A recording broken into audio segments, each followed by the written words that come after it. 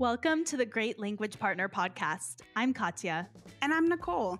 We are two neurodiversity affirming speech therapists on a mission to bring joy to your autistic child's communication journey. Separately, we've helped hundreds of neurodivergent kids become confident communicators, but we know we can make an even bigger impact together. Whether you're a parent or professional, we're here for you as you navigate your unique journey. We'll talk all things Gestalt language development, sensory processing, and beyond as we share practical tips and inspiring stories to help you become your child or student's greatest language partner. Let's create a more understanding, supportive, and affirming world for autistic kids. One conversation at a time.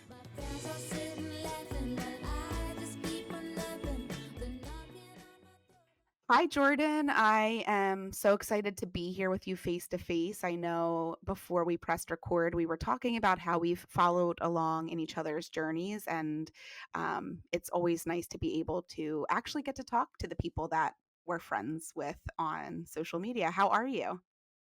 It is. I am doing pretty well. And as I just wanted to say thank you so much for having me on the podcast as well. As I'm very, very excited to talk more with you guys about what childhood apraxia of speech is and just to have an open conversation about the topic. So just thank you so much for having me. Absolutely. And I know that apraxia of speech is something that so many people are curious about. They might hear a little bit of information about, but I feel that it's kind of an area that's widely misunderstood, and it can be really challenging to understand what it is, but also to know, is my child experiencing apraxia? Do you mind taking a few minutes to share what that was like for you as a child, and also, what are some of the features that you notice in your journey with apraxia of speech? Yes. So as a whole picture overview of what childhood apraxia of speech is. People typically describe childhood apraxia of speech as a disconnection from your brain to your mouth. So people who have childhood apraxia of speech like I do, we always know what we want to say, but it's not only that feature. When we want to talk right at that moment, like everyone else, but there might be some pauses, there might be some delays due to the disconnections. And with apraxia, it's a neurological speech disorder that impacts the motor planning. So this is what makes it so different from other types of speech disorders. And despite the name childhood apraxia, childhood apraxia is a lifelong speech disorder. And why they actually named it childhood apraxia wasn't to say it's only in childhood, because prior they called it the developmental verbal apraxia. I believe that was the name. But there were people that were getting the misconception from that. So then they were like, okay, well, let's try childhood apraxia to say it's been present since birth, and that's what makes it different from acquired apraxia of speech that can happen later in life if a person has a stroke, a traumatic brain injury, gets in a car wreck. They can also have apraxia. But people also saw that and were like, okay, then it's only in childhood. But this is something that affects the person across the life span and can represent differently across the life span. And this can be from different social situations that you're in to new life events you might have that really differ from when you were a child versus to being an adult and all of the phases we have throughout our lives. If I had to describe that disconnection from the brain to the mouth, it really, for me, what it feels like is sort of like a blockage. And if I had to really describe the blockage, and for people who might be listening to this that can't see the actual video right now, like it's just like right above my cheeks at times.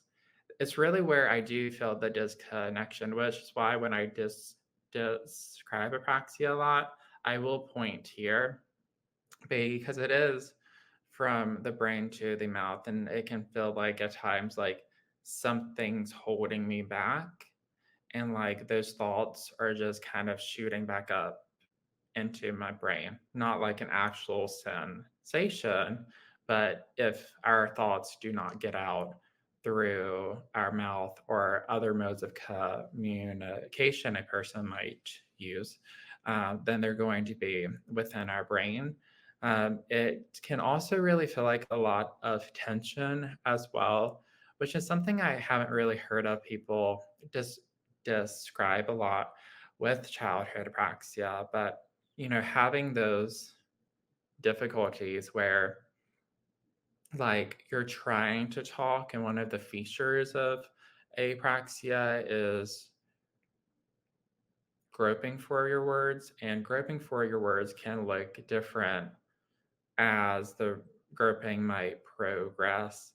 But I firmly don't believe that groping ever fully goes away, but I've heard a lot of talk with this that groping will go away with resolved apraxia, which I don't believe is a true term. I think that's the most false term because it's not only affecting the motor planning, apraxia can also affect the rate of speech, the fluency of speech, and being able to speak on command as well. So we can have a lot of that tension.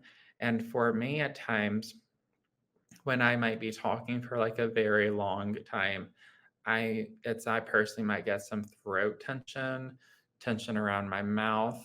At times after I talk for a while, what I like to say is that my brain feels on like E, like it's out of gas, it's out of fuel, like it's just because I'm having to put in so much more concentration on a daily basis to say what I want to say. So also it can result in a lot of like mental fatigue as well, that like if I'm on calls for a day and like I have calls for like a couple of hours, like any person would be tired. But when you have a praxia, like I might actually get a headache from that because my brain is just like, I've had enough and I need a break. Yeah, that makes a lot of sense because for those who are maybe new to apraxia or don't fully understand it, it's a motor planning disorder. So, and a motor plan, whether it's we have motor plans throughout our body, with speech is a very intricate, fine motor plan, and basically, that motor plan is your brain telling your mouth what to do. And for people who don't have apraxia, that motor plan becomes automatic, so it doesn't really take a lot of brain power. Just like riding a bike, at first, that motor plan is really hard, but then once we get it, it becomes automatic, and it's not a motor plan that we have to really put a lot of brain effort into. But for people with apraxia, it's a motor plan. Speech is a motor plan that never really becomes automatic. It becomes easier, and I'm sure your motor plan has improved a lot, but it's still, I can imagine, extremely exhausting to not have that automaticity. But you mentioned that it's also this feeling of knowing what you have to say, but not always being able to get it out. And as a child, it was probably even harder to get out. I can imagine that was extremely frustrating to feel like you know what you want to say, but you can't express that. And I think a lot of my clients deal with that. Many autistic people deal with apraxia and motor planning difficulties and anyone who experiences apraxia, but how did it feel as a child? How did that affect your childhood? Yeah, yeah. So, so I personally could not talk until I was 5. So I might have had some like sounds um, that I can make every now and then, but they were never consistent. Like I might have been able to say it one day, but then the next, not, I wouldn't be able to say it. So I couldn't talk until I was 5, and that's when I had begun my very first year of kindergarten. And there's a picture of me, actually. I think I've shared it on my social media. Actually, I've shared it on my social media a few times, just because I think it's cute, and I am um, holding what's his name? Clifford the big red dog, because I loved Clifford the big red dog as a child, and I'm like holding him, but I'm really holding him really tight, and you can kind of see some fear in my eyes because not being able to connect with the outside world can be a very isolating feeling. And I find that we don't talk about the mental health effects of not being able to communicate and what that can really re, result in. So when I say I couldn't first speak when I was 5, what I'm talking about is that I might have been able to say the word no, because no was my very first word, and it's my favorite word ever. I love the word no. But that was one of my first words. But I couldn't say my name as a child, and in my kindergarten year as well, as I had actually gotten lost outside of my classroom. I was going back from the beach because all of our trailers were outside that had the different classrooms in them. And I was walking from the beach to the classroom, and I didn't know which door was the classroom, and I just was honestly really confused, and I got some really overwhelmed. So there were some kids that found me that asked me, what is your name? And I wasn't able to tell them my name. So then they got some more kids, they got t-shirts, and then they had like a lot of people try to identify me. And very luckily, my brother went to the same school as me. I think he was in the 4th grade during that time. And he was able to say, like, that is my brother, Jordan. And, that was something that came very naturally to him. But, for me as a child, I was not able to say that no matter how many times I tried to attempt over and over, and I kept on shutting down, and I kept on getting more frustrated. And that really led to some like feelings of like feeling not um, empowered. Um, because to be able to say your name, to be able to say your needs, if you need to go to the bathroom, if you want water, juice, soda, like what type of drink do you want? What type of food do you want? What type of TV show do you want to watch? I mean, those are all things for me as a child I couldn't do. I couldn't say it yet. And that's why I do express so much the need for communication in whatever form that's in. So, not only within the verbal speech component, but also with AAC as well. Because as a person who grew up with these life experiences that knows the mental health side effects and the long-term mental health side effects of not having your basic wants, thoughts, and needs met, that can be really traumatic to a child. Thank you for sharing that, Jordan, because I think that it's something that a lot of us may think about, those mental health aspects, or just the anxiety and the fear that probably accompanies not being able to communicate. But not all of us, and I know myself included, none of us have that lived experience. So to actually hear you describe it, it's really meaningful and it's really powerful. And I think that anybody listening, whether their child or student has apraxia or has any other communication challenges that result in difficulty expressing themselves, like we need to really hear what Jordan is saying, that deep disempowerment Mhm. was genuinely affecting your mental health in a really really deep way. And it's something that, is always jarring to think about as a professional. Like, there are some days that I think, gosh, how scary must it be sometimes to not be able to communicate in a way that others understand?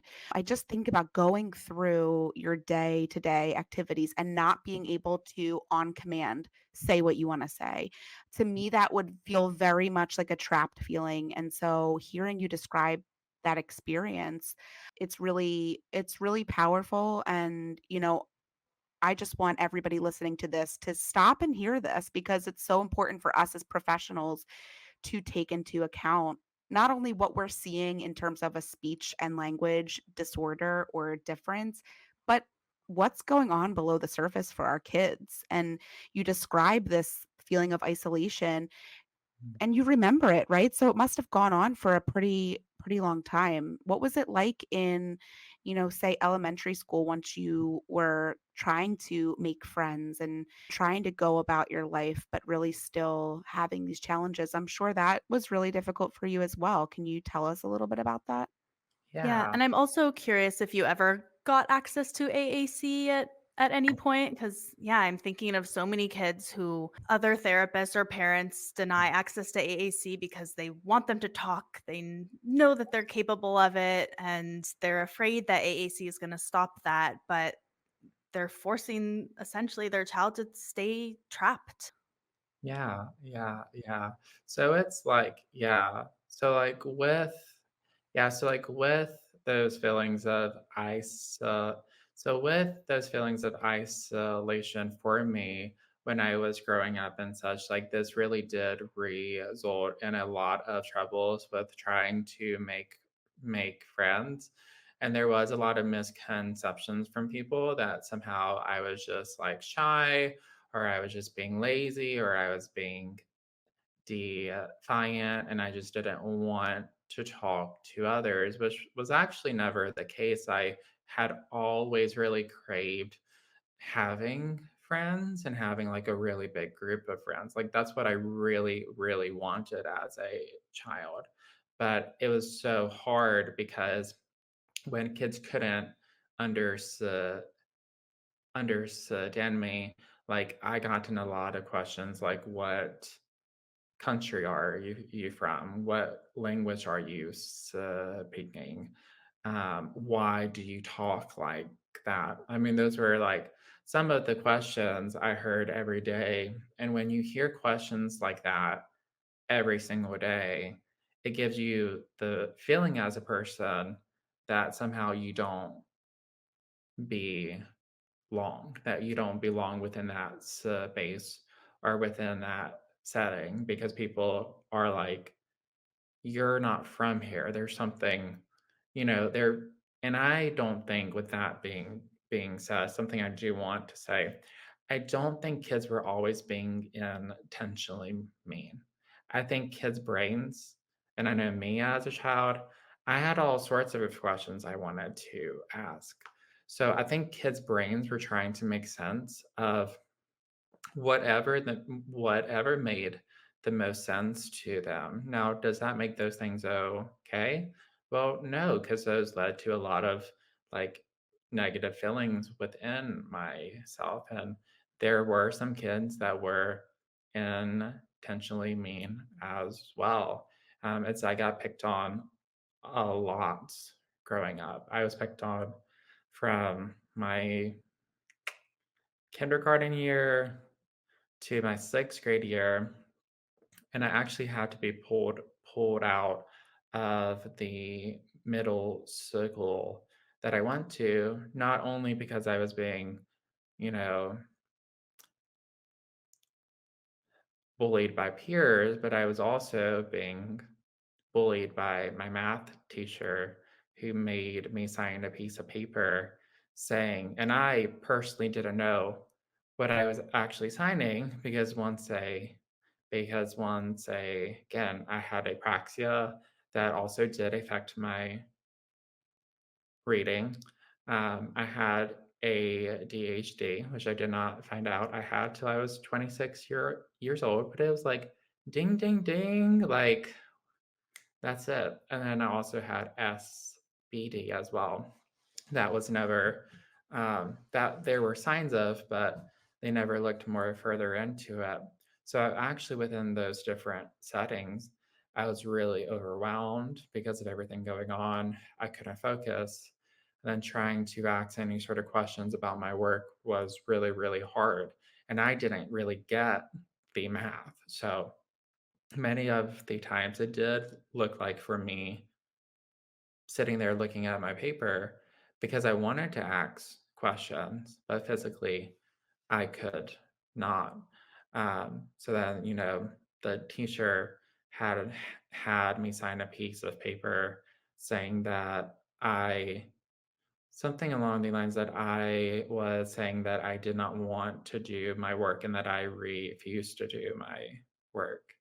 And just with all of that happening, I had to be pulled out. And then I went to a private school for the rest of my years where I could more so get a little bit more of that one on one help, and really have some more understanding as well.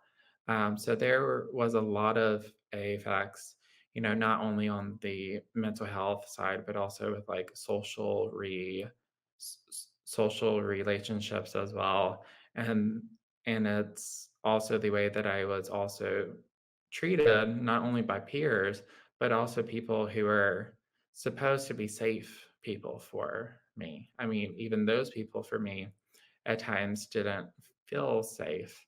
Um, and and it's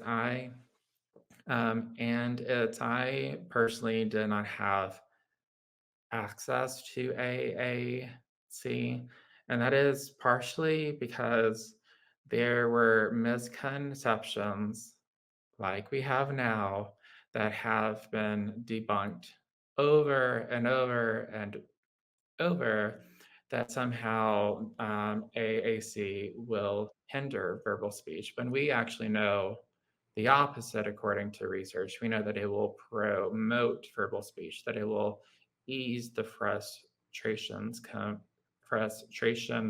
components that I faced a lot as a child. I would get really, really frustrated. I would emotionally shut down, and people would see me emotionally shutting down and think, okay, he's using something or this, that, when it was never the case.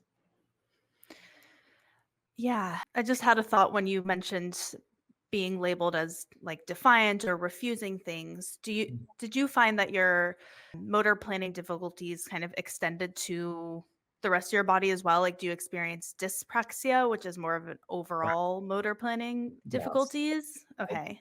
Yeah. Yes. Yes. So like it's with my fine motor, like trying to handle scissors, trying to handle a pencil, trying to hold down a piece of paper was also hard for me as well. And I found out also within the past year as well that I also have dysgraphia as well, which made a lot of sense for me um, because there were many times where I would want to take notes, and this also happened to me in um, college as well when I went to college, that I would try to write, but it's when you have something along the lines of dysgraphia, like you can really get hand pain and hand tension. And and like, there's times for me after I write for so long that the pencil will just drop, like just at random times, because my motor planning from the dyspraxia on top of the dysgraphia really makes that hard. And it did also affect my gross motor as well. So trying to ride a bike was really hard for me, and people didn't know why that was hard for me. But I mean, now, like, I haven't learned how to ride a bike yet, but that's a life goal of mine. I would really like to learn how to ride a bike, but anything that does require that balance, it's not my vibe. It's not my cup of tea. Like, I mean, I don't have motor planning difficulties, but it took me forever to learn how to ride a bike. It's not easy, but you can do it, No, and it's not. It's that's a not. fun goal.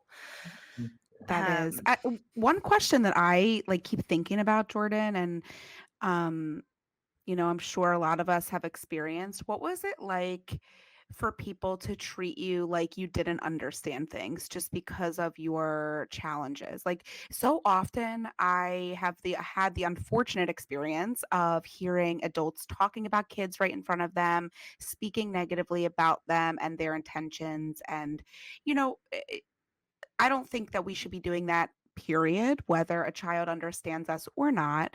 But I'm sure there were moments where people were speaking about you in front of you and you could understand, but you couldn't respond. Was that something that you experienced? And what would you say to adults that are listening in terms of why we really shouldn't be doing that, no matter what a child looks like they're thinking about or doing? yeah, and I think the same goes for labeling kids as non-compliant when it might just be whole Their body body. motor planning Yes. issues. Like usually, if kids have apraxia of speech, which I think in places that are not the US, it's called verbal dyspraxia or speech dyspraxia, but they probably are also experiencing dyspraxia in their body and they Gotcha. can't get their bodies, just like they can't get their speech to move on command. They might not be able to get their body to do the thing on command either. And so they're labeled as non compliant, they're Lazy, assumed which is our lazy. our least favorite word around here because it's not a real thing. Yeah. It's Oh, assumed that yeah. they're not understanding. There's so many kids experience that. Yeah, yeah. There was a lot of misconceptions with that, and there was people who would talk right in front of me about me, and I really, when I was, inside of my head thinking as like a person that was I was honestly cussing them out inside of my head because I was like, why are you talking about me right in front of me?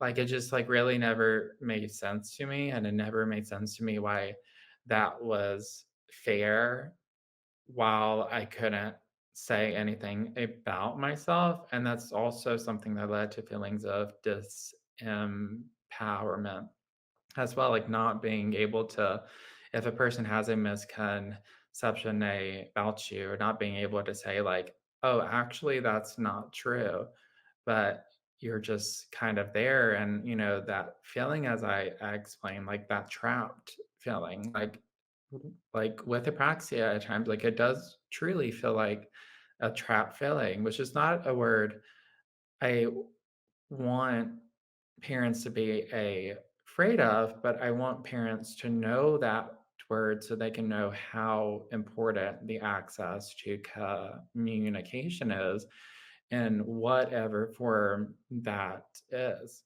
Um, and as I had also dealt with this a lot as well, also as I've been an adult as well. So I've had that from different doctors to people who I will be talking to, just like if I'm like at the if I'm at like the bank or something like that, there's some people that will begin talking at a more faster rate of speech.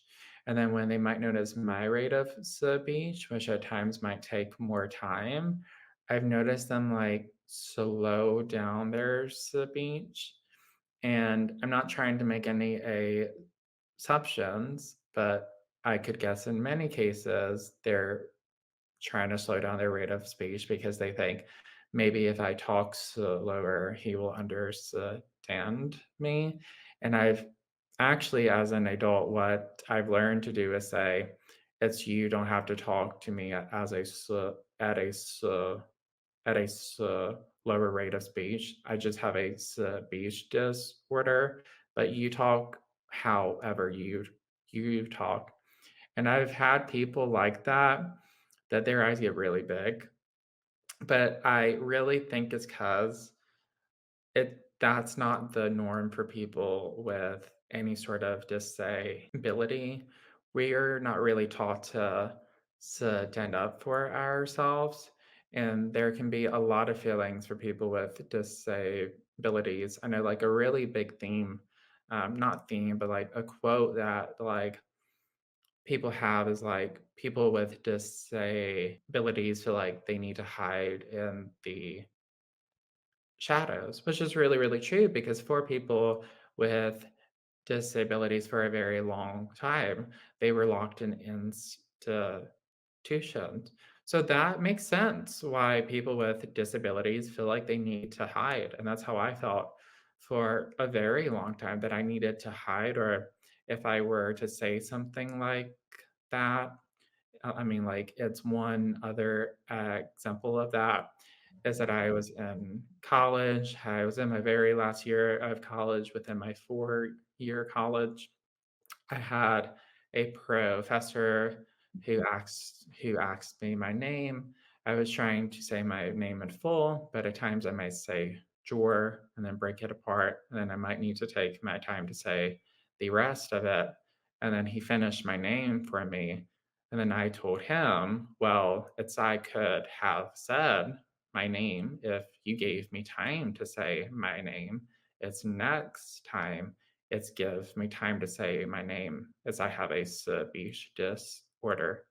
The whole class was silent for a straight minute. Like, he didn't know what to say. And I wasn't trying to be rude to him, but for people who have disabilities, that's that's that's how we can be made to feel. Or people will say, oh, well, like they had the best of intentions. And he truly might have. He could have thought, well, I will make things more easy on him. I will say his name for him, but I don't need you to talk for me because I have a voice of my own. I just need you to give me like a few more seconds. If Yeah. that, you know? And you know what I was just thinking about was that kind of like quote unquote standing up for yourself for that conflict that it might feel like you're bringing to the experience is so anxiety producing for all of us. Like, I would be anxious to tell somebody, my maiden name was a little harder to pronounce than my married name.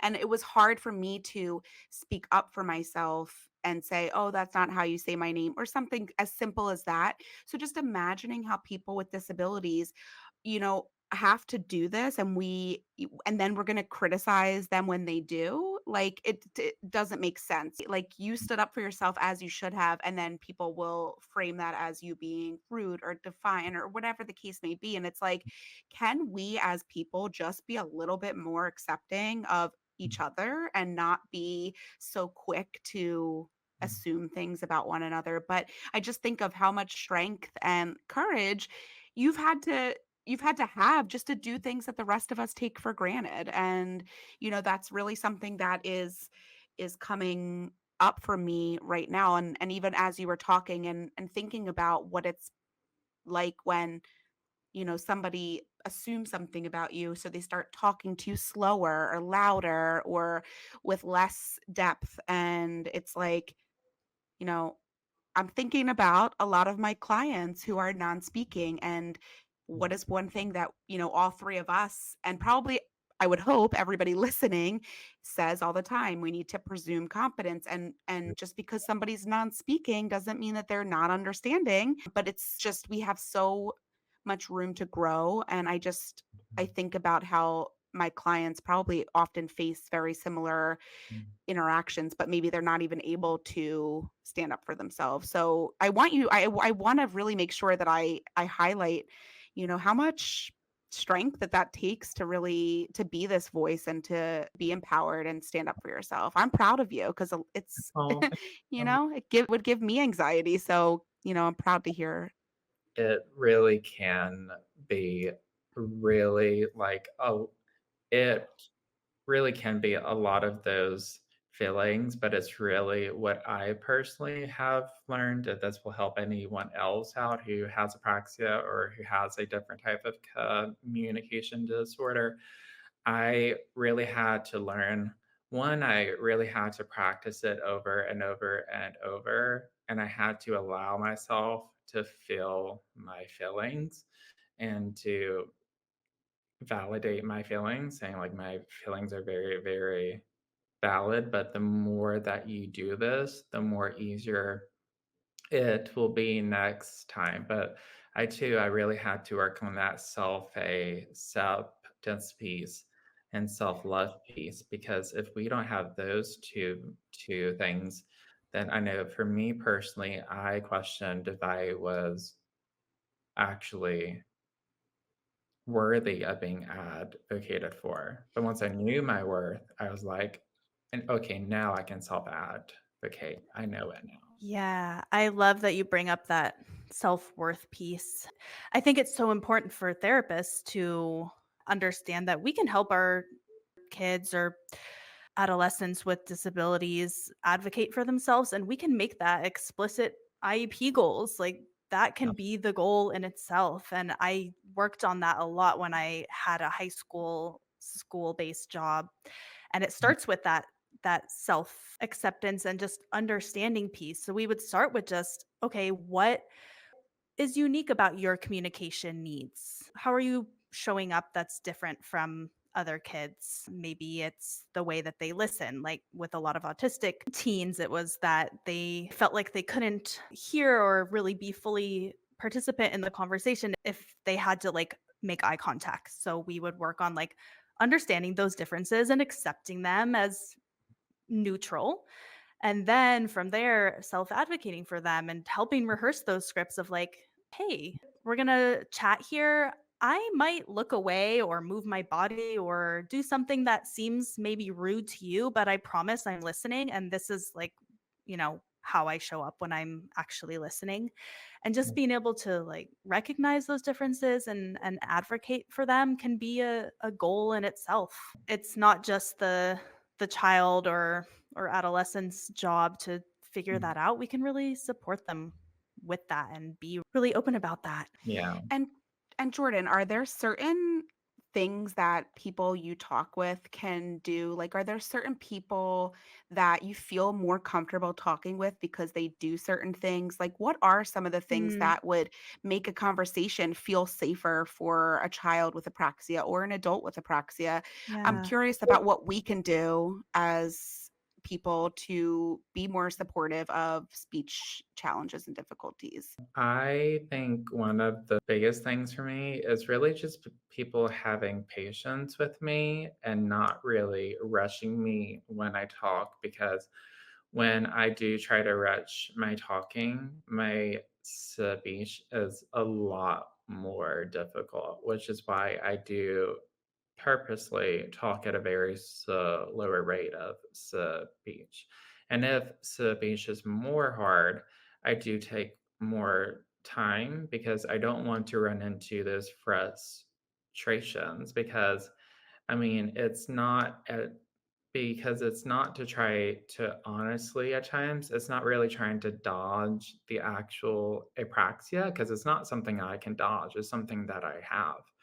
But it's trying to ease those motor plans so that tension doesn't build and then all those side effects that I talked about that they don't happen to me.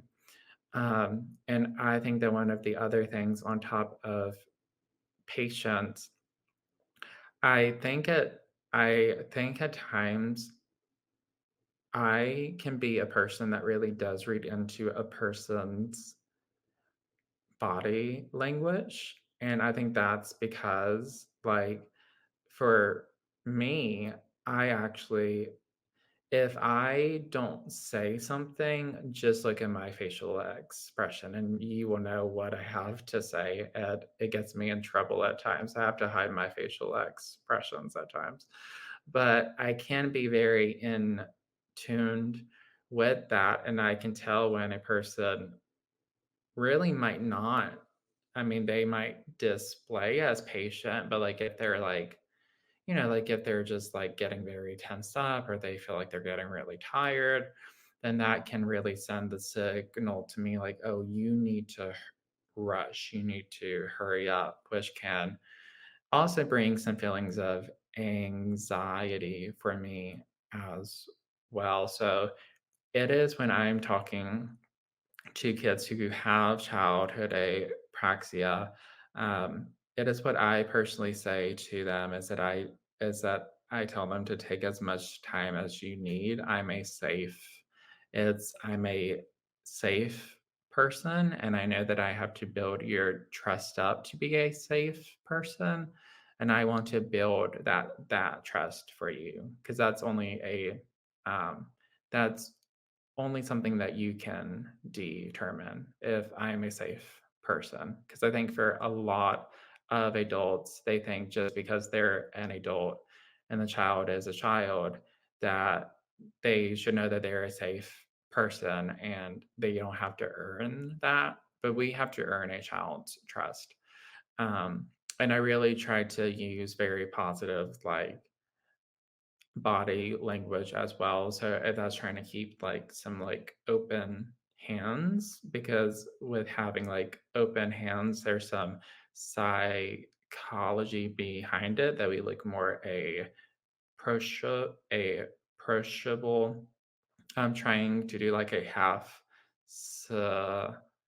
mile, and just really keeping in tuned with that. And what I've actually seen is that for some children who do have a praxia, when I have done that and when I've learned that that's what they need in order to talk to me, I mean, they will attempt a lot of more words than they will. And something else I do tell children with apraxia as well that it's not about how you say the words, but it's about what you have to say.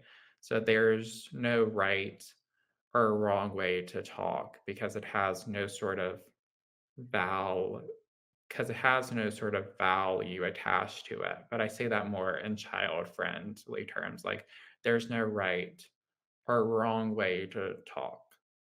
How how you talk is how you talk, and you should be proud of your voice because many people do not have to constantly work on what you have to say.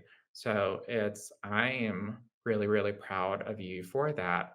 But what's most important is that I want you to feel proud about that because I can feel proud and I do feel proud of you. But how you feel is what matters the most.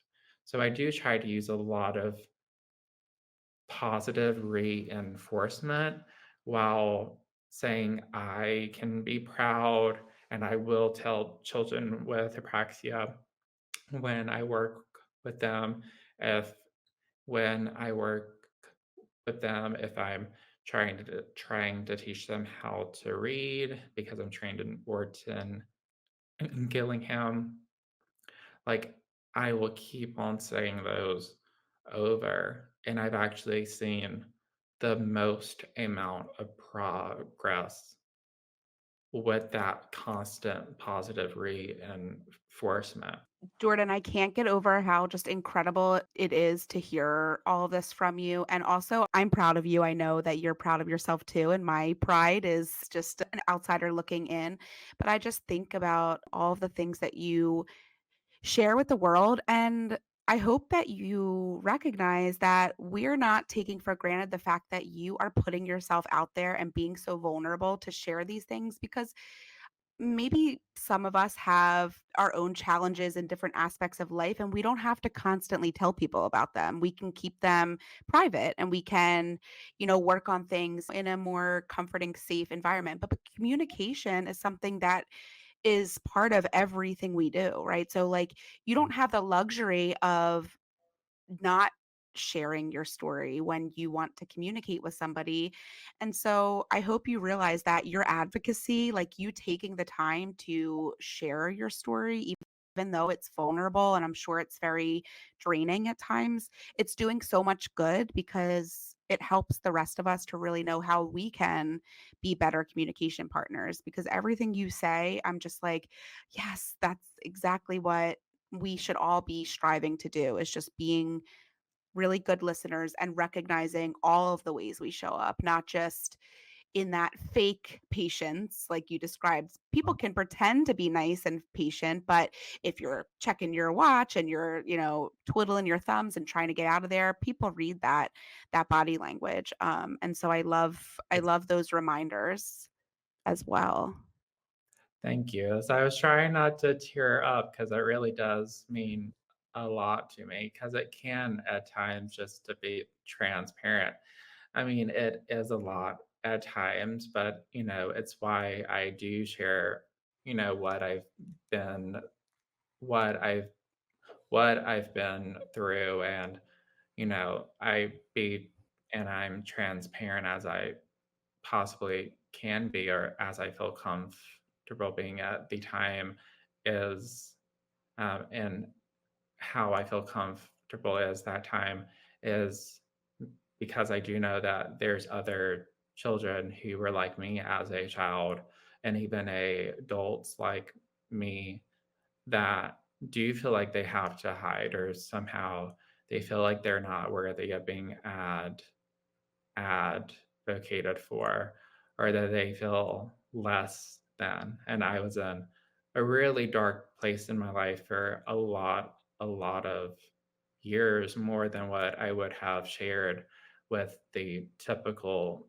person. So I just want most importantly, I want others to know their self-worth and that their self-worth is not determined by any of these outside factors because I'm personally I'm a really big firm believer that at the end of the day we are all that we are all equal and we are. I mean, there's not one person that's above the other person and one person is not above the other because they don't have troubles with talking or that they don't use an ACD advice and such.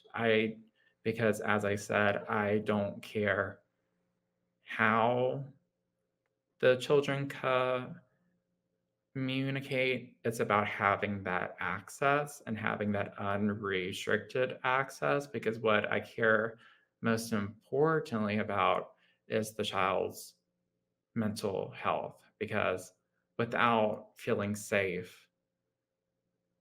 like, can we really get to the actual child? And for me as a child, like, you couldn't get to me. And I just want, most importantly, I want the children to feel seen and also heard. But I feel like being seen is really important.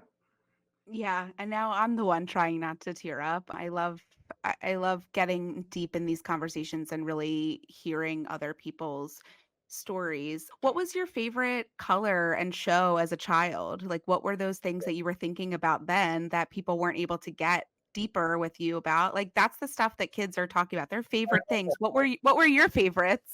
Oh, my favorite color was orange as a child, and then it turned to blue, but it was orange for a really, really long time. My favorite tea, my favorite TV show was probably the Rugrats. Yes. I loved the Rugrats. My favorite movie was Toy Story.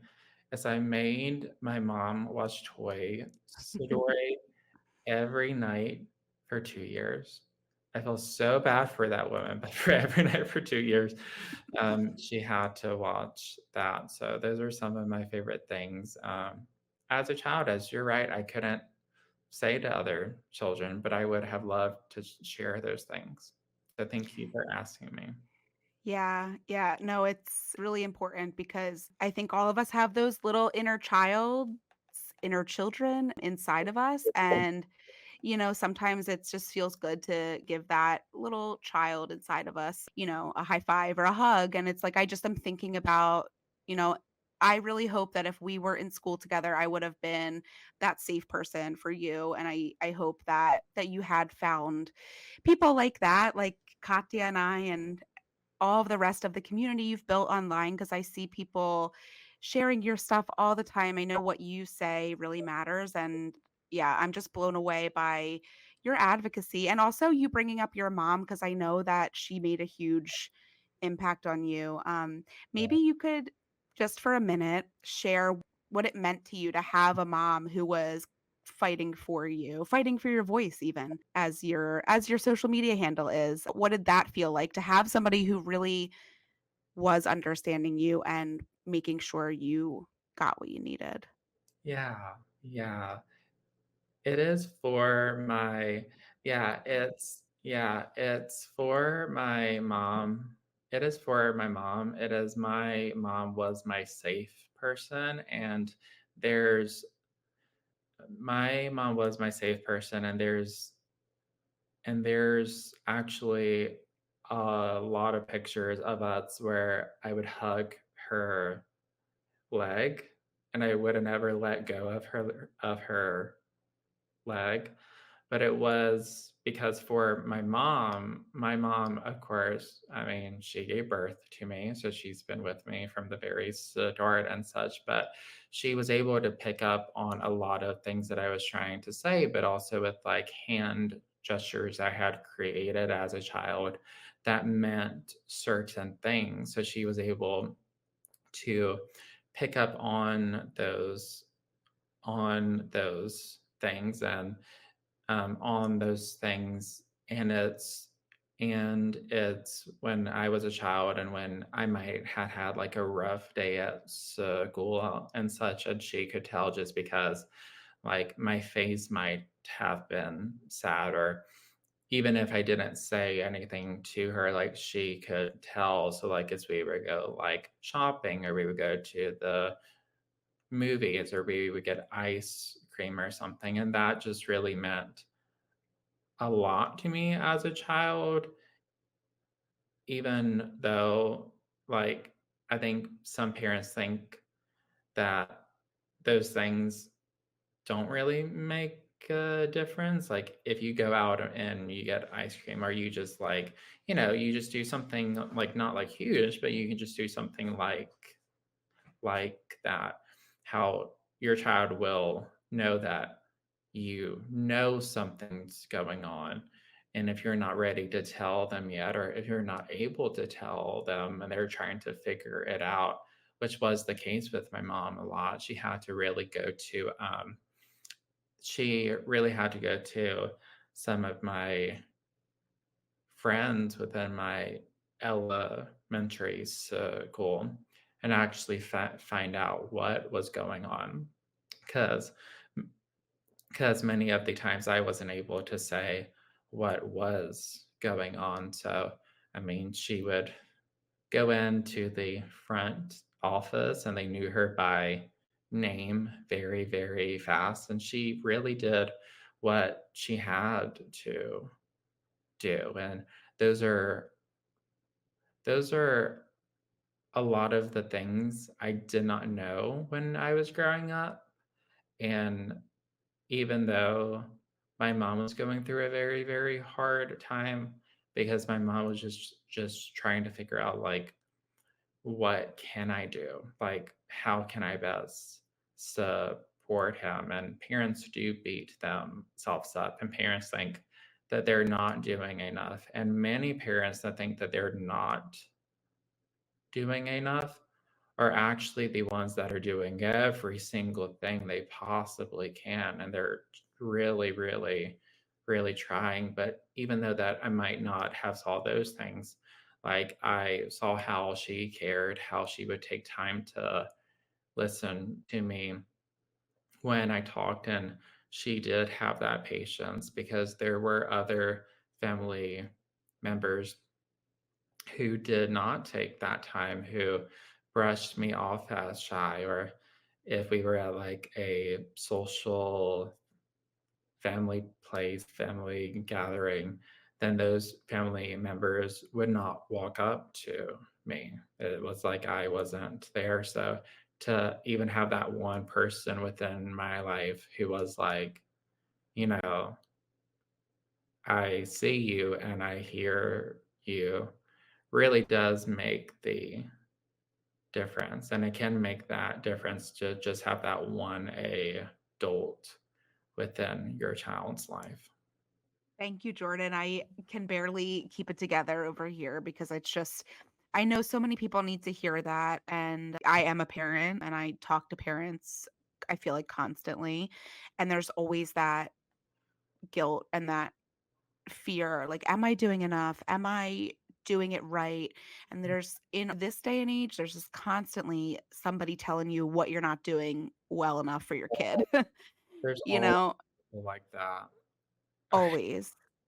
So I think that I'm probably not the only one crying listening to this, but I do think that so many of us need to hear what you just shared, and hearing it from your perspective is so important because not every child will be able to express this to their parent, and how thankful they were to have had somebody who really just saw them and accepted them. And we say it all the time, like, cue into your child and how they're communicating.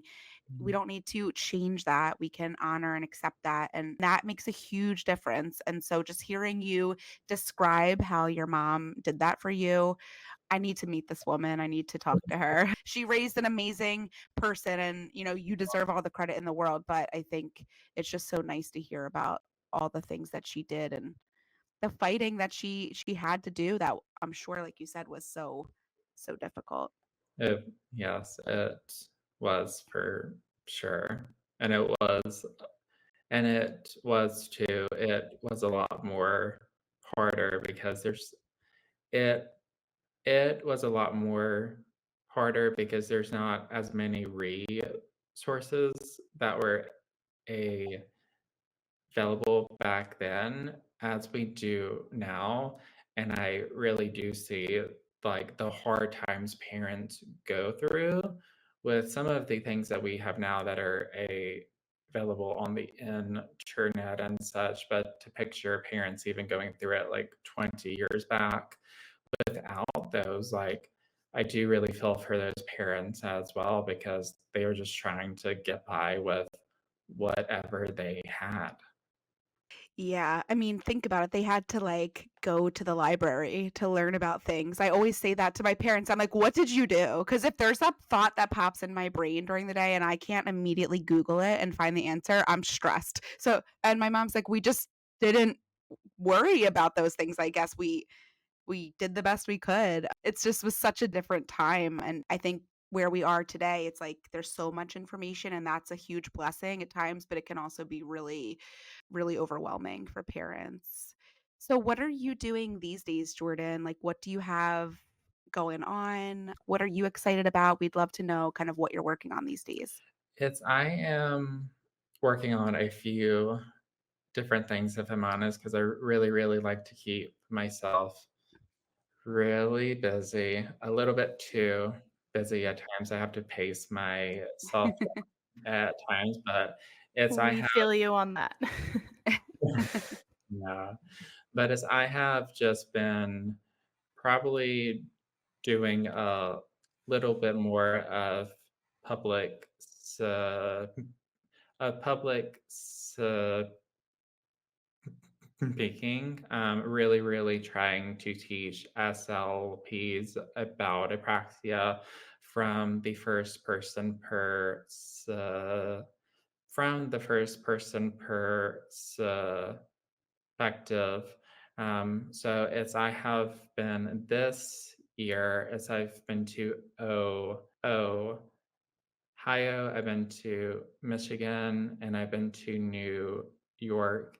And then it's I'm going to be in Ohio one more time this year for a 501c3 a 501c3 event for a foundation I founded that's called the Apraxia Foundation, where we help people affected with childhood apraxia and other types of communication disorders afford speech services and then also AAC as well. So as we're holding a fund raising a event there, and and it's I'm going to be talking to a disability group in Canada, and I'm going to be talking at Appalachian State University as well this year. And there's a few more places that I'm planning on 2025. So just really trying to educate people in what childhood apraxia a species, then all of the different effects of childhood apraxia of speech. It's I had also as well.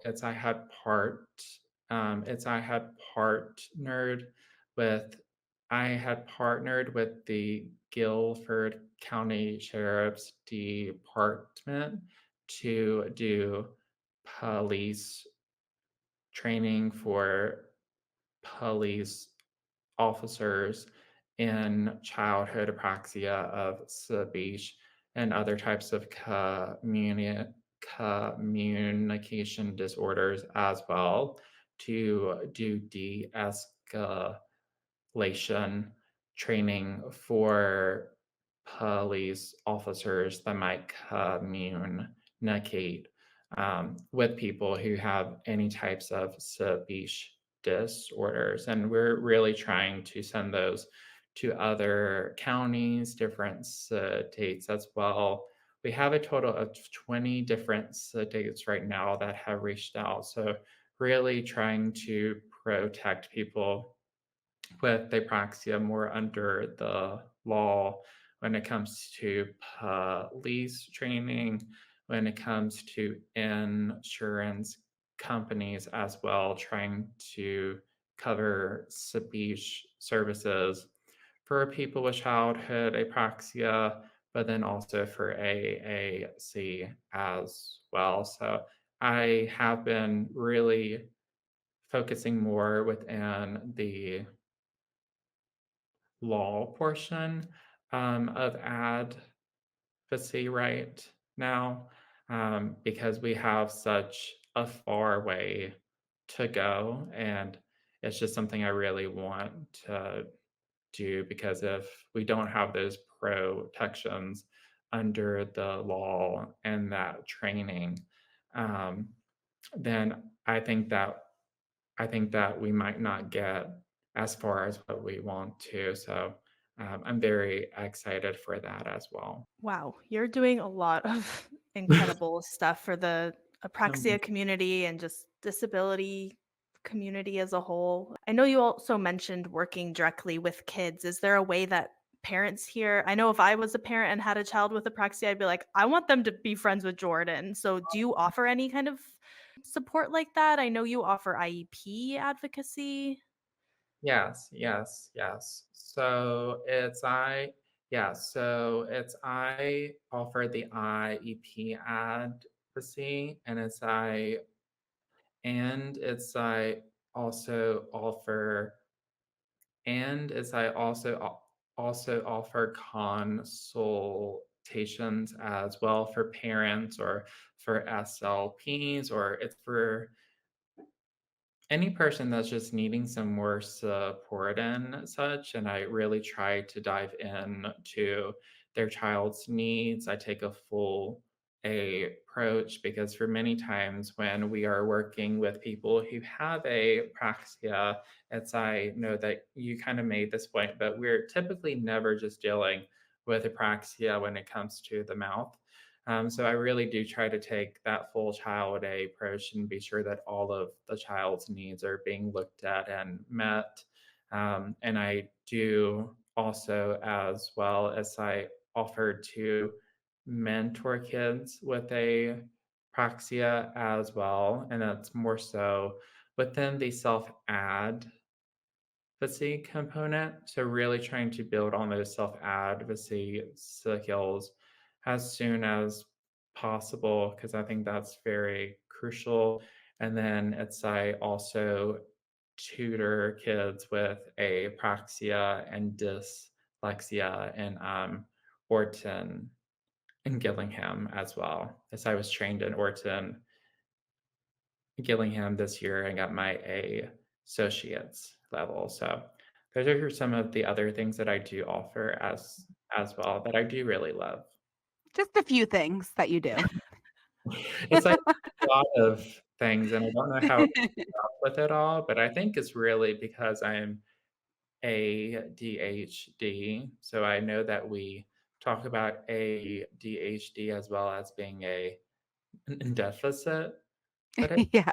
I mean, it really does have its strong points. I mean, I don't think I could do as much as what I'm doing right now if my brain wasn't like, "We, let's go." Yeah.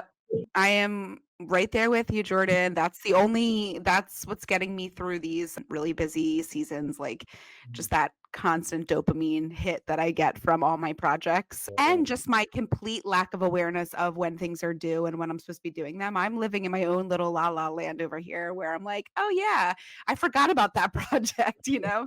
Yeah, it is. Thank you so much for asking, and as thank you guys so much for having me, as I really, really liked our talk. And Jordan, one question before we go that we ask everybody is, do you have a book that you would recommend for people to read that has really changed your life, either personally or professionally or just in general, or anything that you would recommend that parents or professionals read? I think one of the books, hold on one second, because I have my book shelf right here and I love books. So I am very, very happy to recommend a book without a doubt. Very first book would be The Body Keeps the Score. I don't know if you guys have read that book, but it's about how your body holds on to different life events that happened, and how even if we're not conscious about the different reactions that we're having, how even though our brain might not remember it, our body does, and our body stores the trauma within certain parts. And it's for me personally, with growing up with childhood apraxia and just having some adverse life experiences and such. This was a book that really, really, really helped me. The second book is called The 48 Laws of Power. I don't know if you guys have heard of this book. I love this book, and I've listened to this book for a year over and over and over. It's a very interesting book just about the laws of power.